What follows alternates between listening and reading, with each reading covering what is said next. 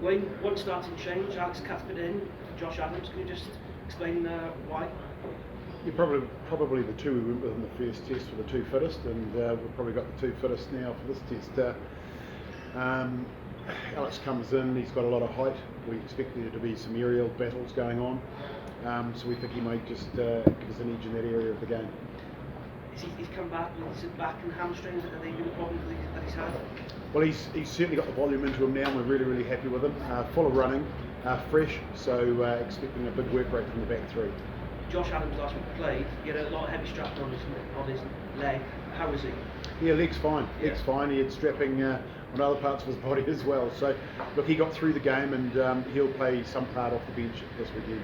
And he will come to the centre, looking at the makeup of the squad. Yeah, back three and the midfield. Midfield didn't get a lot of as much rugby as in a lot of other test matches last week, and we're not sure whether it'll be the same way or not. But certainly the back three had a big work rate. Sam Wainwright comes on the bench. Obviously, Thomas Francis has gone home. Hasn't had a lot of top flight rugby. What have you seen of him since he's come into the Wales squad? Yeah, we looked long and hard at the tight heads available. When we looked at bringing the extra prop in, or in the initial selection when Leon was out, and Sam's one that we think has a big future in the game. Look, I think it's a big ask for any of the props we would have put in there. Sam has trained really well. He's enjoying every minute of his time with us, and look, if he gets on the park and has his debut, it'll be fantastic for him and his family. And when Jones comes in on the bench, was that similar to Alex Cuthbert you said last week, an extra week of volume into him? Yeah, it was. We had a lot of guys coming off no rugby and some injuries, and it was about getting the balance right the first week. Looking ahead to the second week, we think this is a good balance. Springboks have made 14 changes, 19 in the matchday squad. Sir Gareth Edwards says it's disrespecting Wales and devaluing the series. Do you believe it's disrespecting Wales and devaluing the series? No, look, I think from our point of view, it's a big focus on how we can improve from the last Test match. We're in a different part of the cycle, really. We're at the end of our season, they're at the start of theirs. They'll have their reasoning. Look, they've got depth and quality throughout their squad and some experience in this team, so we're certainly not taking them lightly at all. There are players there playing with an opportunity to impress for the third test, so we know they'll come out strongly and represent their country like anyone in that jersey. So for us, it's around what we can control, and that's our performance. What are your feelings after last weekend? It was so close. How did how you reflected on that? Yeah, look, in reviewing the game, probably one of the plays of the match got penalised, and that was Louis Rees-Sammet's excellent cover tackle, and then his clear release and work over the ball to earn a penalty. They scored a try off that, and we were down to another player. So look, that was a big moment in the game for us and very disappointing. But certainly we have to put all that behind us. Boys have worked really hard again this week, as they did for the first test. And look, we can go in there knowing that I don't think we could do much else to prepare for this test match. So yeah, we've put the disappointment of last week behind us, and we're excited about the opportunity to go again. And what do you expect from similar atmosphere to Victoria?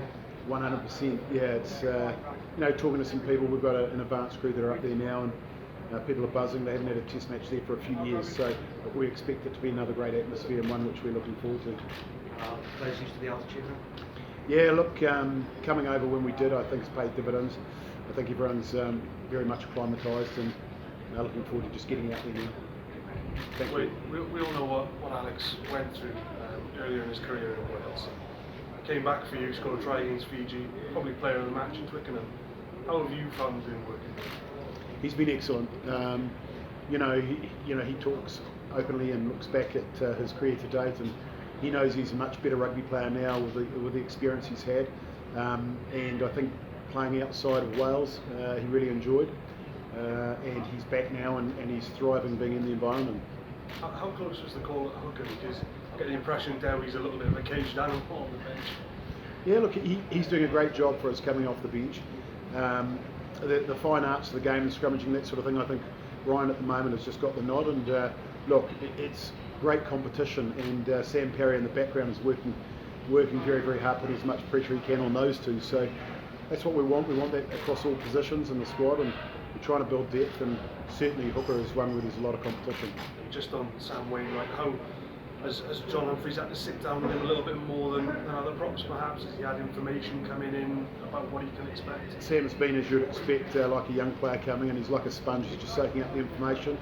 He's having a lot of conversations, obviously, with John and the experienced players that will be in and around him. So, look, he's really looking forward to the opportunity, and I think once he's out there, he'll give it everything he's got. I've got no doubt about that. Thank you. Okay, yes, please. Wayne, the Springboks have always been sort of viewed as a very certain unit that doesn't make too many changes. This time around, when you saw 14 changes, what was the reaction like from within the Welsh camp? And did you factor at all a situation where now you have the team with so many changes? Are that called a spanner in the works? Yeah, so for us, we're not really sure what might be coming. So there's a lot of players there that haven't played together for a while. So for us, it's really a matter of focusing on what we're going to bring to the game, and hopefully, that's going to be a lot more discipline than last week, because we let ourselves down clearly in that area of the game, and to hold South Africa as close as we did, as long as we did with a penalty count the way it was, I think it's a testament to some of the good work we did do. Look, it's for me, when a coach does what South Africa have done, it's for me, I look at it, it's a big pat on the back for a squad. He's showing confidence in the squad. And obviously, if you can get a result by using your whole squad across a series like this, then you're in a pretty good space, and they're obviously backing their players. You mentioned that the combination is not a great from this Springbok team that we put out. Last week, the Welsh side looked very, very strong. Do you feel like now that you're coming with a more central team, and the Springbok side are trying a few combinations that gives you the edge going into Saturday's test? Well, certainly we're happy to not have too many injuries. Just Thomas Francis, who was very unlucky last weekend. So we've got a pretty settled team. From our point of view, we're happy with that. But we do know the team that is coming up, that'll be coming against us, will be full of enthusiasm. When you give rugby players an opportunity, most of the time they'll take it with both hands. And we're expecting a South African team full of ambition, full of intensity in the way they play the game, and we know that they'll be coming with one thing in mind only, and that is to win a test match. Just lastly from my side, is there something to the thinking of not moving to the table? Is there a particular reason why you stay here on this side to prepare more on this side, but to go and beat to the other side without coming back much? Yeah, look, from our end, this facility here has been fantastic. It can accommodate us. Where we're going to is a little bit smaller, so it's not probably ideal, but we're going to a smaller town, and so that's to be expected. Look, we've fit in really, really well. We've been well looked after, and look, we know we'll enjoy our time in Bloemfontein. Thank you. Okay, yes. When you look at the backs in particular, you talk of the combinations with backs South Africa at the moment. Do you feel that you have a very decent advantage now in the back division when you look at the experience that you guys have with backs? Oh, we've probably had a few more days to prepare than that particular backline that we'll be up against.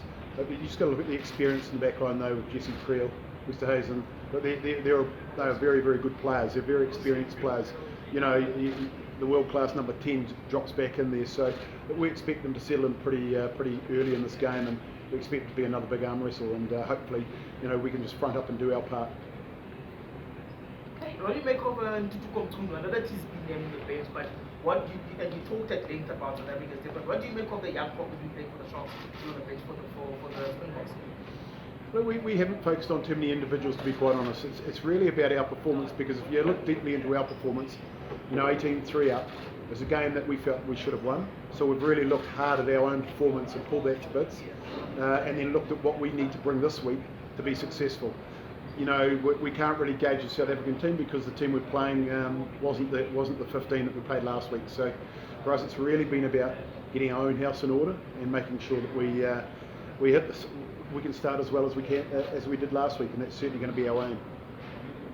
Okay, any more questions or no? Right, Alex Bywater, we can do one off the line if you can get off mute and we can hear you. Hi Wayne, it's Alex. Hope you can hear me all right. I just wondered, have you had any feedback from World Rugby on some of those key decisions you talked about, learning from the discipline and the cards? Have you had feedback on some of those ones? Yes, we have. I mentioned Louis Rees-Zammit. I think that was the most unlucky play in the match. Clearly, from our point of view, we thought it was excellent play, and it was a big moment in the game. So look, that was a little bit frustrating, but we know that there are areas in the game which we need to improve on in terms of our discipline. But we felt also that there were some things that didn't quite go our way. So we put that behind us. We've got the learnings from that. We've spoken about the areas of the game that we need to tighten up on in terms of our discipline. So hopefully we can make sure that we achieve that in the second test.